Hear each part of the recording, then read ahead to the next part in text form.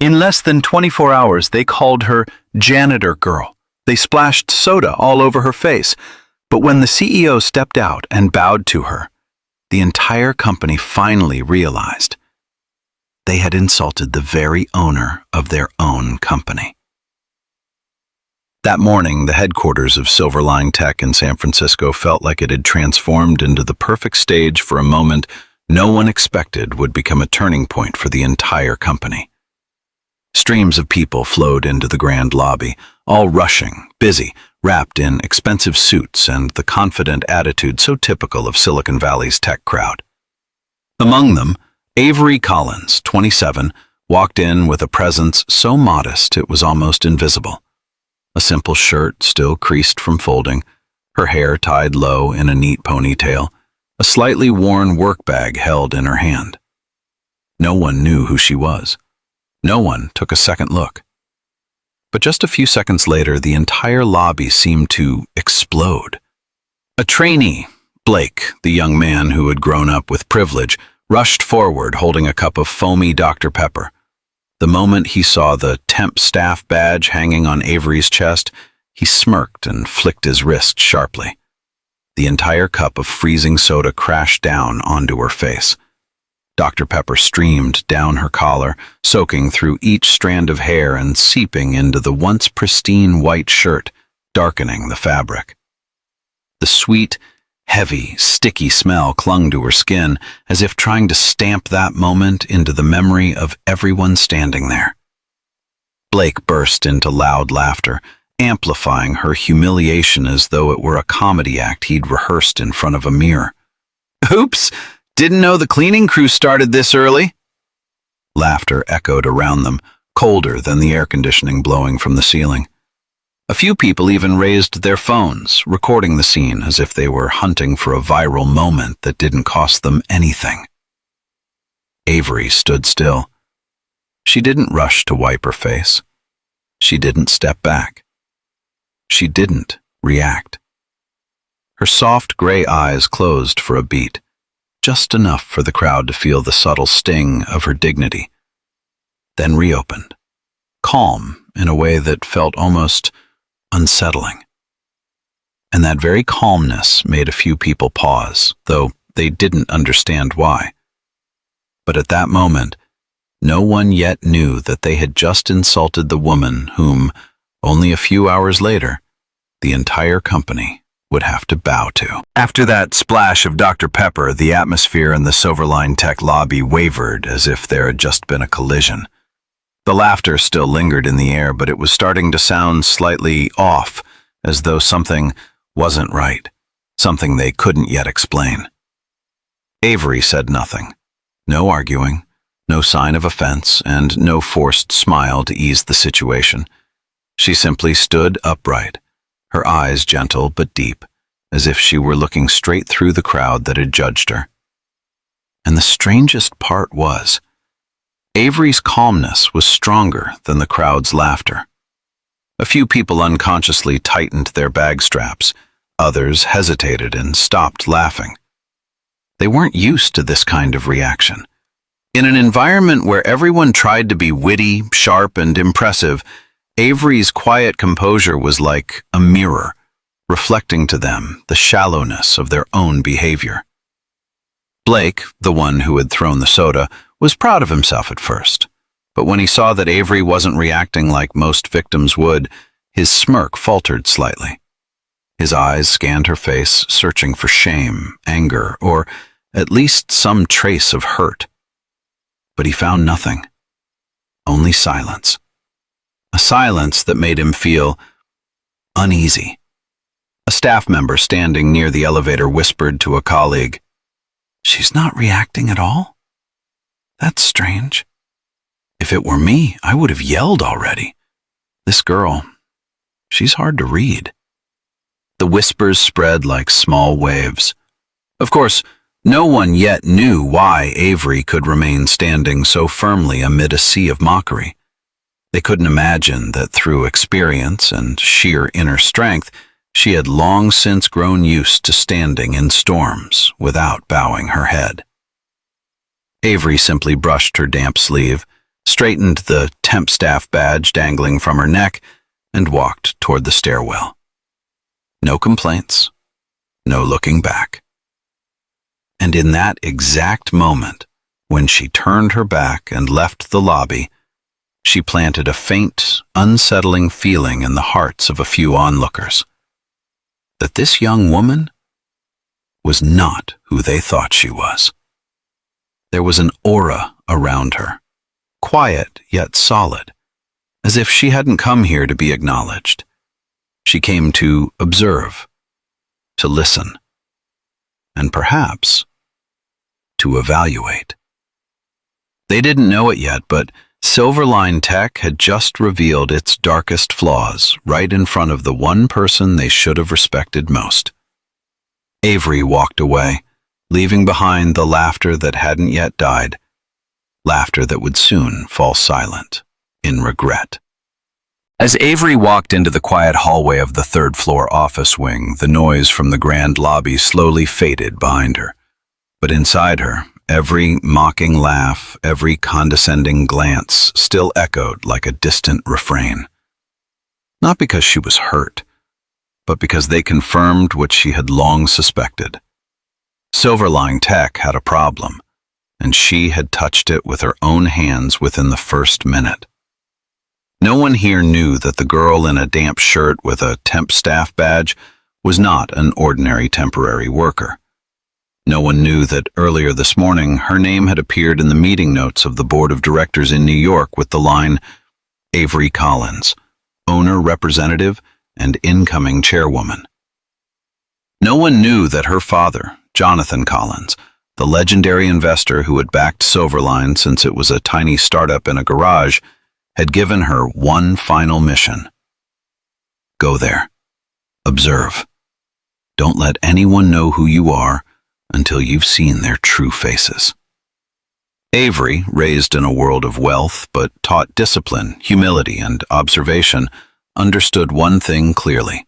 Titles only hold value when they reflect the true character and culture of an organization. Her father didn't want her to inherit an empty title. He wanted her to understand what she was about to lead and what she would need to change. That was why Avery chose to blend in as a temporary employee. No bodyguards, no private car, no grand introduction. Just a young woman with a refined but understated face walking into a place where no one knew she held the power to change their futures. And that morning, Silverline's authentic culture revealed itself. Cruel laughter, judgmental stares, a social hierarchy so sharp it felt like an invisible pyramid. Avery let out a light breath, not out of sadness, but out of confirmation, like a doctor recognizing a diagnosis exactly as predicted. She turned into the glass hallway leading toward the senior advisory offices, where the first person in the company would soon unknowingly expose the truth that she was not the nobody everyone thought she was. As Avery passed the wall of photographs of the founders and early shareholders, her eyes paused for a few seconds on a familiar image. Her father, shaking hands with Silverline's co-founder in a picture taken over 20 years ago. The photo hung right in the center of the wall, among dozens of legendary company moments. Yet it was covered with a thin layer of dust. Avery gently wiped a line across the glass. The cleared streak left a small, bright patch shaped like a fingertip, like the visual echo of a familiar reminder. A legacy only shines when the person holding it knows how to wipe away the dust. She smiled softly, then continued walking. And just a few minutes later, she would meet the first person to realize what the entire company had been blind to. Avery left the grand lobby and stepped into Silverline Tech's open office floor, the kind of place anyone passing by would assume was a paradise for America's tech elite. Sleek white lighting, minimalist desks, glass walls reflecting the images of confident, successful people. But just a few minutes of standing there, Avery could feel what lay beneath that polished surface, a culture of hierarchy, arrogance, and constant judgment. She had barely reached the elevator area when a group of young associates, dressed as if they were about to pitch to investors, stepped out.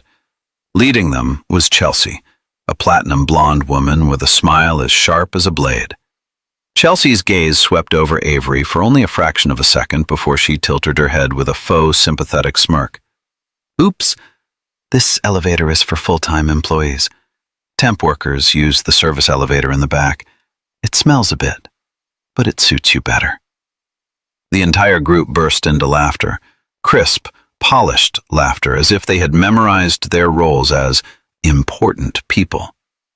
Avery looked at Chelsea for 1 second, her calm gaze enough to make the woman step back slightly. Then she said softly, "It's fine. I'll take the stairs." She turned away, leaving behind confused faces who couldn't understand why such a gentle reply made them feel exposed in their own pretentiousness. The break room was crowded that morning. Avery only wanted to grab tissues to wipe the lingering Dr. Pepper on her collar. However, 3 marketing employees had already cornered her, as if they were performing a comedy skit before their meeting. A guy with heavily gelled hair whistled, "Oh, look at that outfit! Must be a 90% off Goodwill combo." A woman quickly raised her phone, pointing it toward Avery. "Let me post this to the Slack meme channel for fun." The camera flash lit up, striking Avery's tired gray eyes, still strained from the long flight. Avery set the tissues down, lifted her gaze toward the woman holding the phone, and said in a voice so soft it froze the entire room, "Is that all you've got?" No one answered, not because they felt guilty, but because they had just sensed something strange. This girl wasn't the type of person they could mock easily. Walking through the glass hallway, Avery heard 2 employees whisper behind her, "Is that the girl who got Dr. Pepper dumped on her earlier? Look, she's carrying those documents like she's about to give a presentation. Hilarious." A small burst of laughter, light but sharp. Avery didn't turn back. She just kept walking, as if she were collecting scattered pieces of the toxic culture they didn't even know they were exposing. At the staircase, a group of interns were gathered with laptops and vape pens, like a mini Starbucks corner. A skinny guy in an oversized hoodie tossed a piece of tissue toward Avery's feet. "Hey, you dropped this." Another cackled, "Pick it up, janitor lady." Avery bent down, picked up the tissue, slipped it into her pocket, and replied with a voice soft as a gentle touch, yet powerful enough to silence the entire group. "Thanks for letting me know." Her gentle tone carried a weight that sucked all the air out of the staircase. At the bottom step, the facilities manager had seen everything. He scribbled down each of their names, his face hardening. None of the interns noticed, nor did they know that this moment would soon mark the end of their internships. At lunchtime, Avery sat at a quiet corner of the cafeteria, but within a minute, a female analyst wearing an expensive necklace approached, her voice sharp with authority. "Sorry, this table is for the analytics team, not for people like you." Avery lifted her tray and replied with calm composure, "Then it's yours now." Her eyes met the analyst's, long enough for the woman to feel the presence of a confidence that didn't need to be displayed.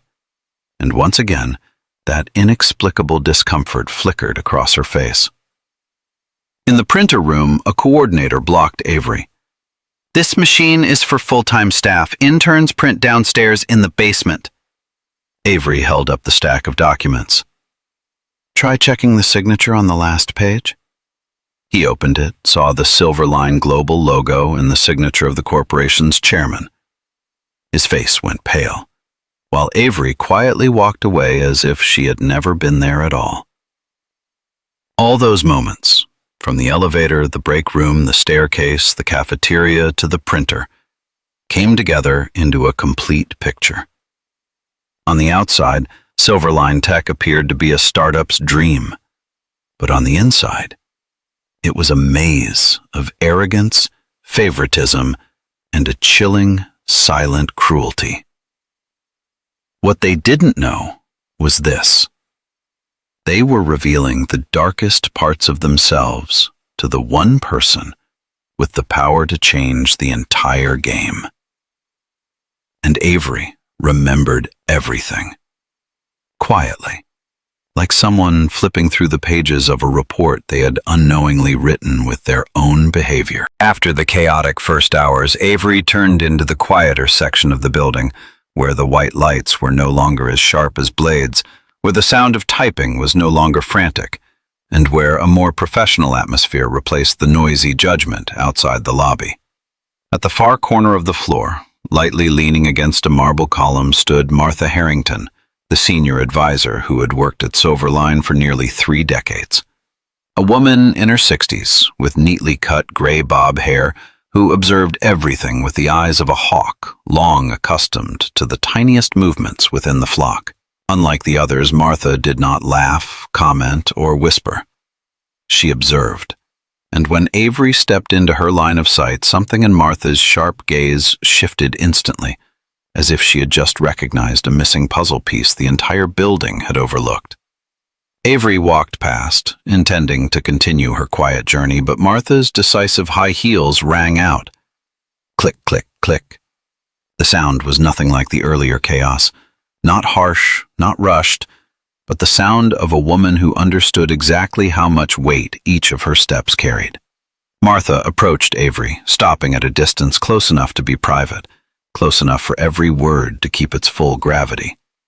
She didn't ask how Avery was. She didn't exchange small talk. She didn't offer pity.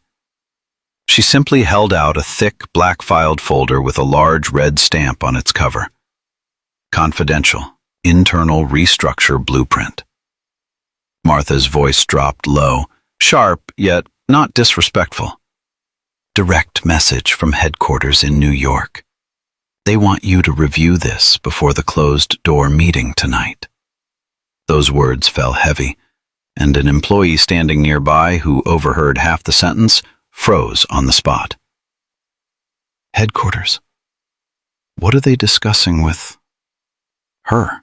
He murmured, eyes locked on the folder. Avery took the file, her hands steady, her expression calm, as if this were something she had long been familiar with. Martha stared at her. For a long time. Enough for Avery to sense that this woman was not fooled by her simple appearance. Those eyes said, I know you're not ordinary. And maybe I know exactly who you are. But Martha did not expose her, did not question, did not show curiosity. She simply gave a slight nod, the kind of nod shared only between people who had walked through many storms. Avery returned it with a slight smile, not quite gratitude, not defense, but a respectful acknowledgement. When Martha turned and walked away, her heels struck the floor firmly, like a rhythm knocking open an entirely new chapter of the story.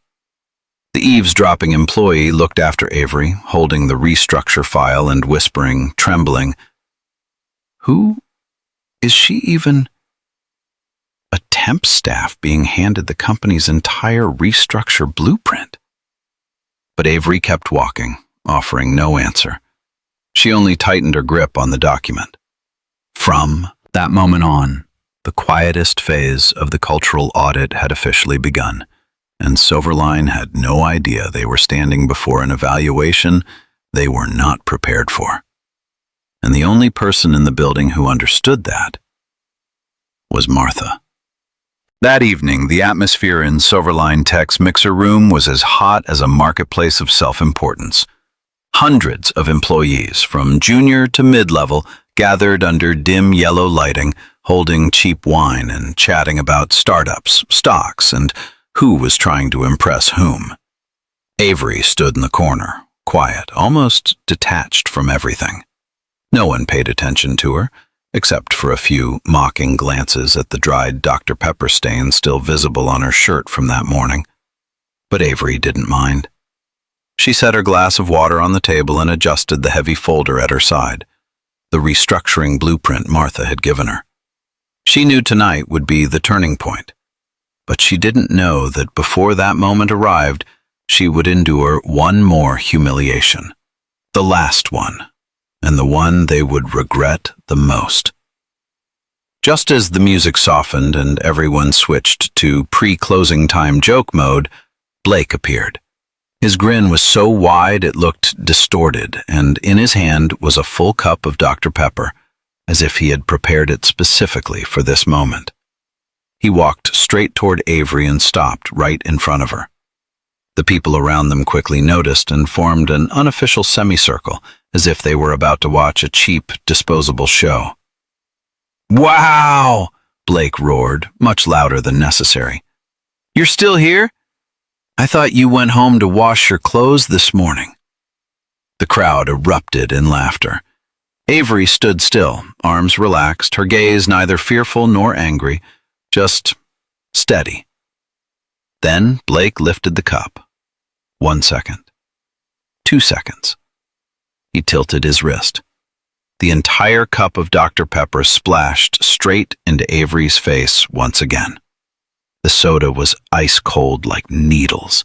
The carbonation stung her eyes and the liquid streamed down her collar. The splash was so hard that droplets hit the file she was holding. The mixer room exploded in laughter. "Round 2! Oh my God, legendary!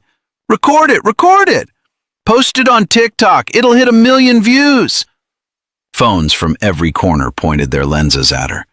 Cruel laughter, mocking comments, satisfied grins, they blended into a small storm swirling around one woman who remained standing. Avery didn't lift a hand to wipe her face. She didn't step back. She didn't cry. She simply looked directly at Blake, with a calmness so steady it was dangerous. Not dangerous because it threatened anything, but because no one on earth can stay that calm while being humiliated in front of hundreds of people unless they know something the rest of the room doesn't. Blake laughed triumphantly, but no matter how loudly he forced it, beneath his eyes there was a faint tremble, a quiet unease he couldn't name. The noisy room slowly fell silent, bit by bit. Not out of pity, but because Avery's stillness made them feel small. They still didn't know. They had just pushed the entire company into a storm none of them could escape. Just a few steps away, high on the matte black ceiling, a security camera blinked its tiny red light, patiently recording everything. No commentary, no laughter, no bias, just one job: capture the truth. And only minutes from now, that camera would become witness number 1, opening the door to the biggest unmasking in Silverline Tech's history. The ones who laughed the loudest tonight will cry the hardest tomorrow. Not long after the second cup of Dr. Pepper was thrown onto Avery, the mixer began to disperse. Employees drifted back to their desks, a few still busy editing the clips they recorded to upload to internal chat groups. The laughter lingered faintly in the air, like a toxic aftertaste from a careless evening. But on a higher floor, where the carpet was thick and footsteps were so soft they were barely audible, a completely different story was unfolding. In the security control room, a night shift officer was reviewing the camera feeds to check a minor incident near the stairwell. But only a few seconds later, screen number 14, the camera pointed directly at the mixer room, froze him. Because on that screen was a young woman having soda thrown into her face, in front of the cheering of dozens of employees. The footage was painfully clear. The audio, although muddled by background noise, was still audible enough to hear the harsh laughter, and more importantly, there was no resistance from the victim. The officer swallowed hard and muttered, "What? Oh my God." Just minutes later, he forwarded the footage to the Executive Operations Office, as required by protocol. No one knew his name, but it was his hands that sent out the verdict that would shake all of Silverline Tech. On the 13th floor, inside a closed conference room, the executive meeting was abruptly interrupted by an urgent alert tone. A security manager entered, his face grave, with a laptop in hand. "You all need to see this." Confident faces, people used to making decisions that affected hundreds every day, suddenly fell silent as the video began to play. The soda splashing, the laughter, the taunts. Avery's calm face, her eyes steady, not afraid, not begging for anything. Then a trembling voice broke through the room. She's Collins." No one said another word. No one laughed. No one even dared breathe deeply. A woman from Human Resources, her face drained of color, stammered, "She's Collins? She's the heir to Collins Investments." Another director nearly dropped the pen in his hand, whispering to himself, "Oh God, we let employees humiliate the chairman's daughter." A heavy silence gripped the room, thick enough to cut with a knife. Then someone, perhaps the most clear-headed person there, spoke coldly. "Call the CEO. Immediately." Meanwhile, Avery was walking out of the mixer, her shoes slightly wet, her collar stiff from the dried soda. She didn't know that just a few floors above, her name was being repeated over and over, not with mockery, but with genuine panic. She didn't know that the people who believed themselves the most powerful in the company were staring at each other as if they had watched a train about to derail. All she knew was, the truth was coming. And when the truth reached the towers of power, everything would change forever. Under the warm hallway lights, Avery walked forward. Her gaze remained steady, her hand still holding tightly to the folder Martha had given her. No one saw the faint, subtle smile at the corner of her lips, the smile of someone who understood. Cameras don't lie, and the truth always knows how to find its way to where it needs to be. She didn't need to say anything. She didn't need to react to hundreds of eyes. She didn't need to fight back against meaningless cruelty, because the truth was about to speak for her. And only a few hours from now, all of Silverline Tech would have to listen. The next morning, the entire atmosphere at Silverline Tech felt like it was frozen in time. The usually loud conversations in the open space area had turned into strange whispers. Everyone's eyes were glued to their phone screens, reading the HR email sent at 6 a.m., requiring all managers and key staff to attend an emergency strategy meeting. No one understood what was happening, but the shared instinct was nothing good. Avery appeared in the hallway of the 12th floor with her familiar calm.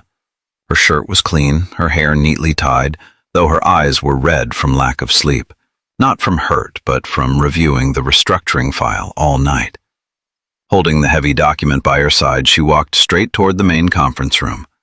Employees looked at her strangely, no longer laughing like yesterday, but still not understanding what was about to unfold.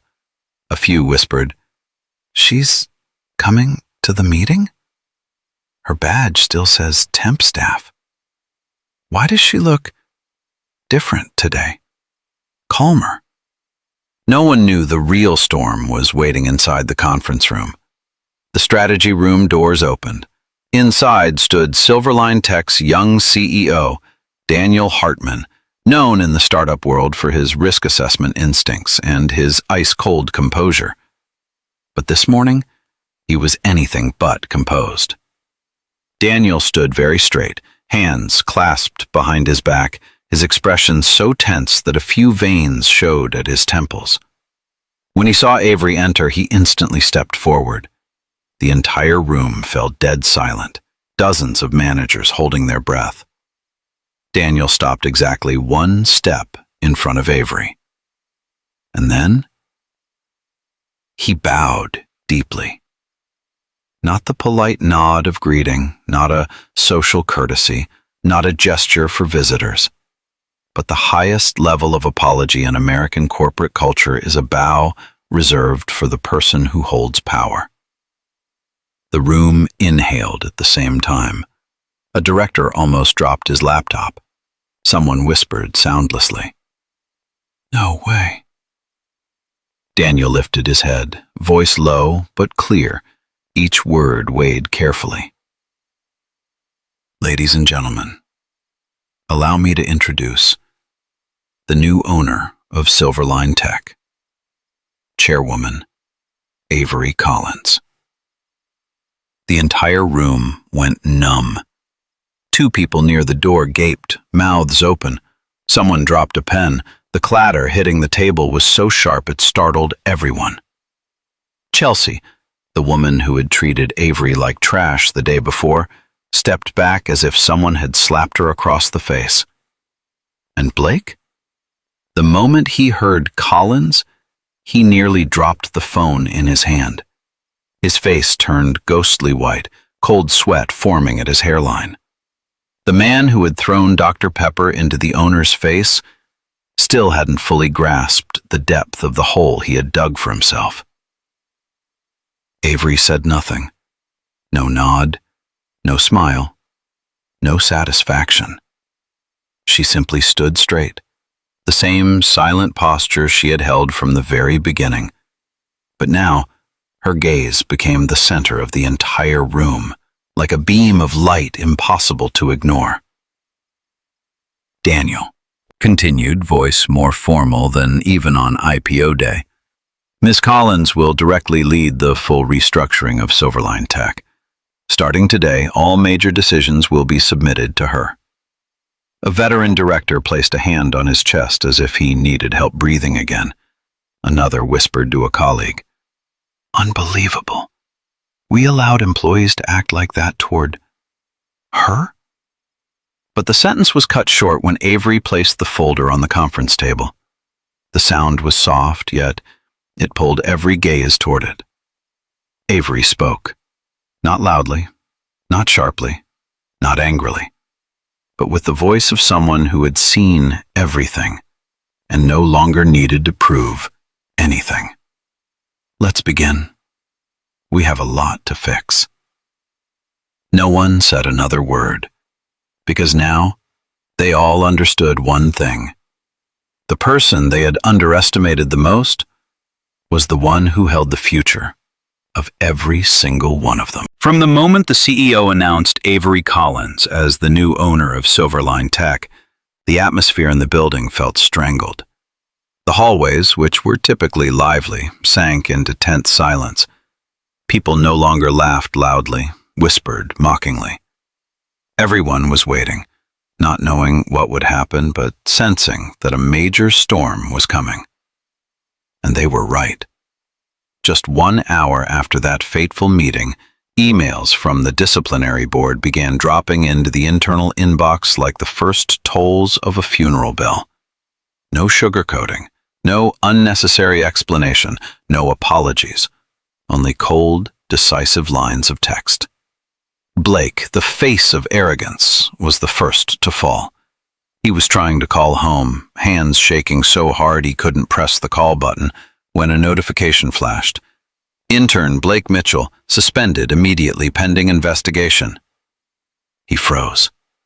No one in the room said anything. That silence was more terrifying than any scolding. Only a whisper rose from a corner. "He threw soda at the owner of the company. Who could save him now?" Blake collapsed into a chair, eyes empty. Everything he had once been proud of, his background, his attitude, his sharp tongue, suddenly seemed brutally pathetic. At the same time, Chelsea, who had been so arrogant she treated Avery like trash, walked down the hallway with a stiff expression. She had just received an email ordering her to report to HR immediately. The same people who laughed with her yesterday now avoided her gaze like she carried a plague. Chelsea understood, quickly and painfully, that yesterday's laughter was nothing but foam. When the waves hit the shore, everyone cared only about their own survival. In another corner of the office, the female creative director who had deliberately knocked Avery's water bottle onto the floor opened her email, and her hand turned cold. Just 4 words.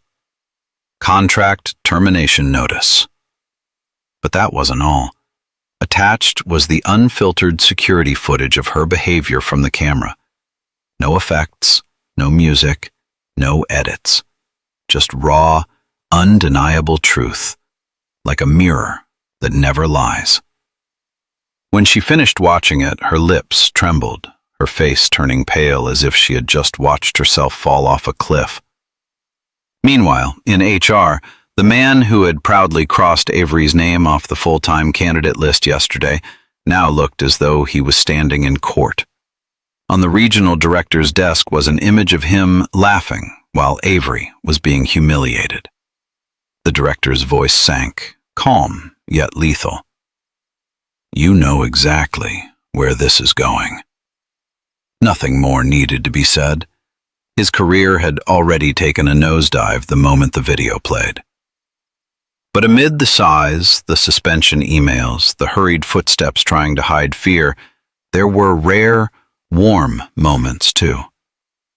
The IT staffer, the one who quietly handed Avery a tissue during the chaotic morning, was invited to the CEO's office.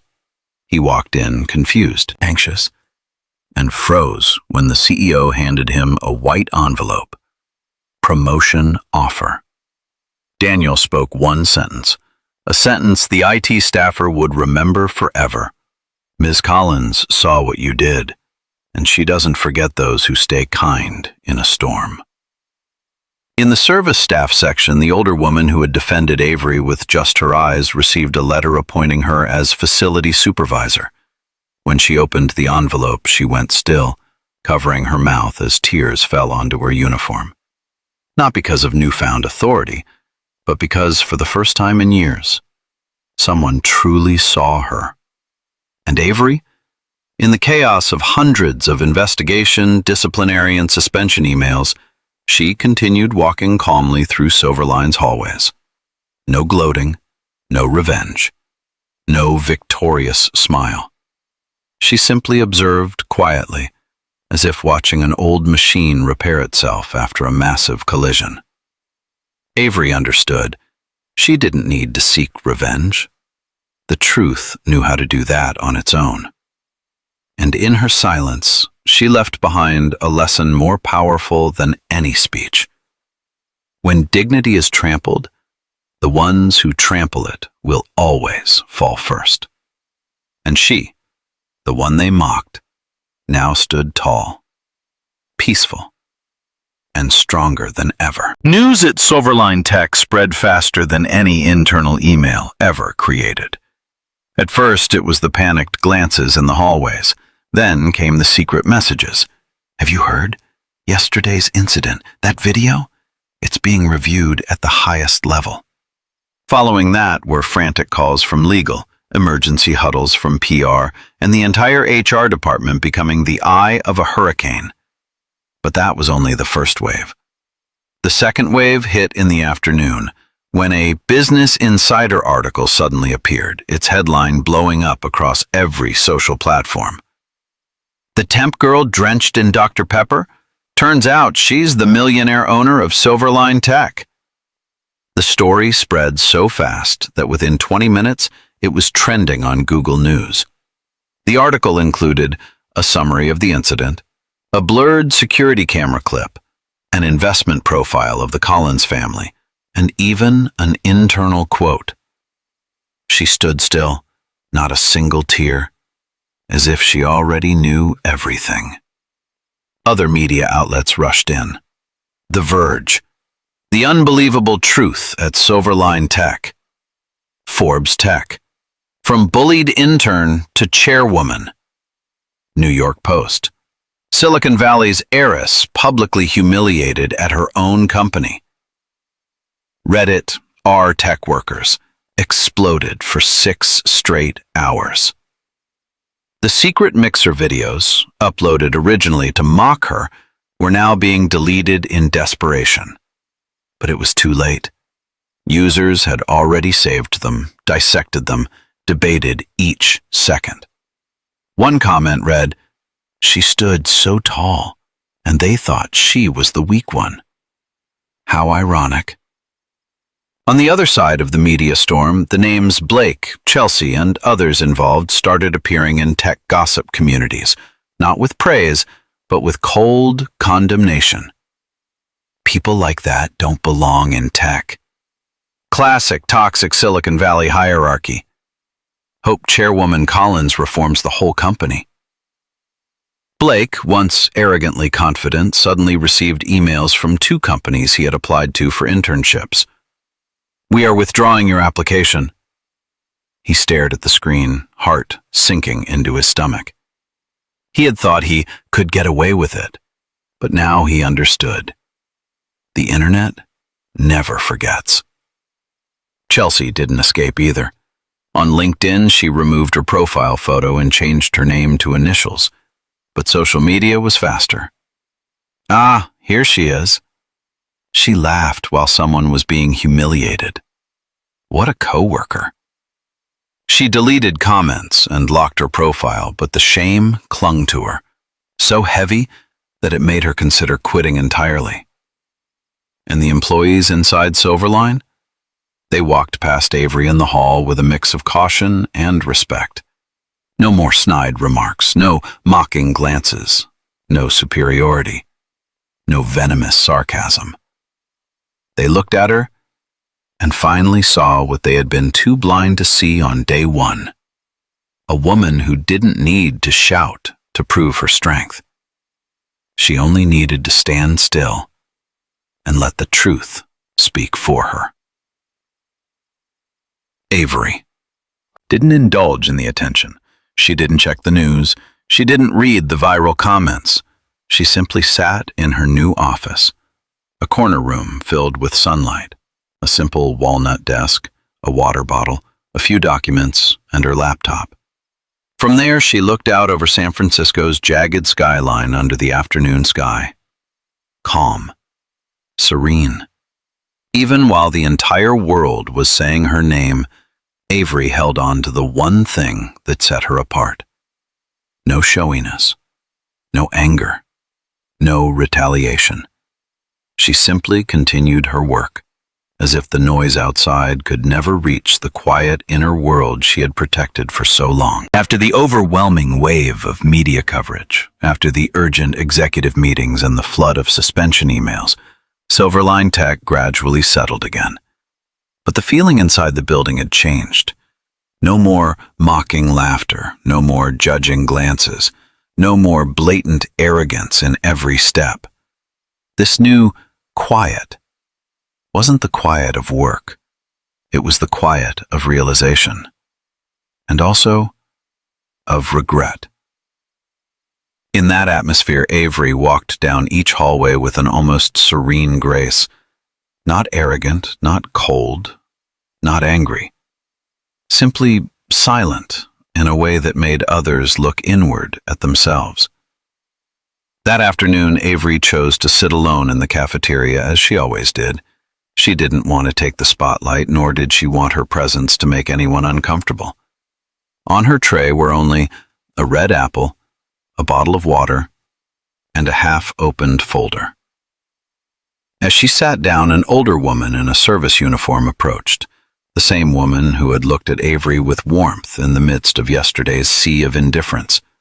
She stopped a few steps away, not wanting to startle Avery. In her hand was a full water bottle. Avery's own bottle was nearly empty. "Ms. Collins?" Her voice trembled slightly but remained steady. I want to apologize. I saw how they treated you yesterday, and I couldn't do anything except stand and watch. But I saw everything." Avery looked up, a soft smile appearing at the corner of her lips. "You did enough," she replied. "In a storm, Even one kind glance is a shelter. The words struck the woman so deeply that she placed a hand over her chest. Then she hid a small smile and put the new water bottle in front of Avery. "I thought you preferred cold water." With that, she quietly walked away, not waiting for thanks. But Avery watched her go, her eyes warmer than anything else that day. That afternoon, when the woman returned to the employee storage room, a white envelope lay neatly on her table, placed with unmistakable respect. On the envelope were only 3 words: "For you." Inside was an appointment letter. "Facility supervisor, effective immediately." And a handwritten note in graceful, elegant script. "Thank you for seeing what so many overlooked. AC." She stood still for a long moment, her hands trembling in disbelief. Then tears fell onto the letter. Not because of the position, but because, for the first time in many years, someone in leadership truly saw her worth. It was as if fate wanted to stir in just a bit more warmth.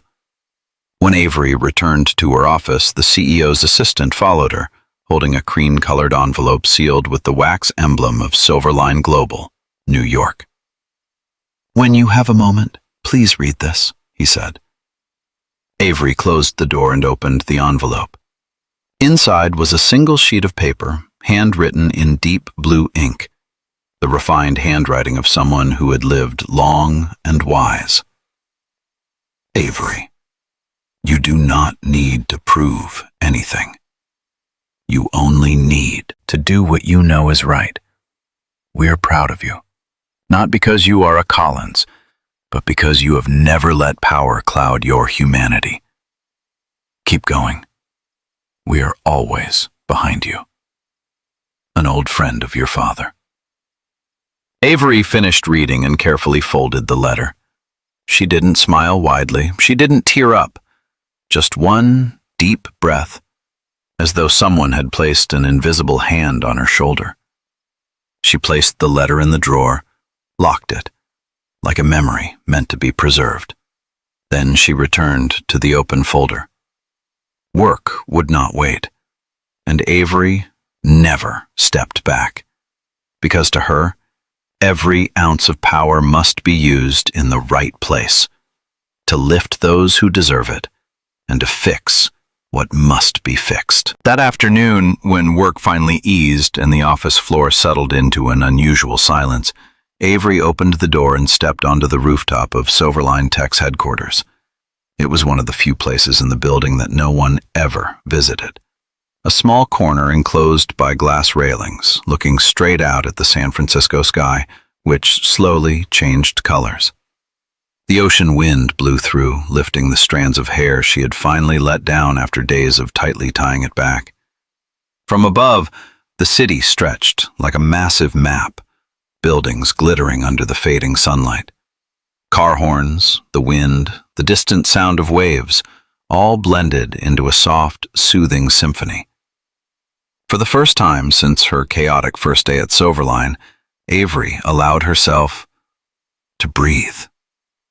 Not the shallow breath of pressure, not the restrained breath of forced composure, but a deep, light breath, the kind taken by someone who has walked through a storm without losing herself. She placed both hands on the glass railing, looking down at the tiny figures moving far below. In her mind, flickers of memory surfaced. The freezing Dr. Pepper splashed across her face, the mocking laughter, the contemptuous stares, the toxic whispers, the intentional humiliation. All of it swirled together like a blurry film reel, but then it faded, because ultimately, what stayed with her wasn't the cruelty. It was the small acts of kindness. A tissue from the IT employee, Martha's understanding gaze, a quietly placed bottle of water from the older service worker, the warm advice in the chairman's letter, and the quiet power of truth. Those small things were what had kept her standing. People don't fall because of cruelty. People fall when there is no kindness left to hold on to. And Avery had found light in those seemingly invisible moments. She gently closed her eyes, letting the evening wind slip through her hair, carrying away the remnants of yesterday's soda, literally and figuratively. Then she heard the soft click of a door opening behind her. Avery didn't turn at once, but she knew who it was. A man stepped out, his footsteps steady, unhurried, quiet. The presence of someone who had always stood behind her, giving her the space to be strong in her own way. Ethan, her husband, wasn't a businessman, a CEO, or part of the wealthy elite. He was simply the person who understood her best, the rare one who saw the gentle heart beneath her calm exterior. He walked up beside her, not asking, "Are you okay?" or "How did it go?" or lecturing or comforting. He simply stood beside her, close enough to share warmth, far enough to let her breathe freely. Avery opened her eyes and turned to look at him. In that moment, her gaze was softer than anything Silverline had ever seen from her. "You did what needed to be done," Ethan said, his voice low, gentle, filled with absolute trust. Avery nodded lightly. "I didn't want to take revenge on anyone," she said. "I just wanted them to see themselves." Ethan smiled, his eyes embracing both the sadness and the strength within her. And they did. The two of them stood side by side, looking out at the city bathed in amber light.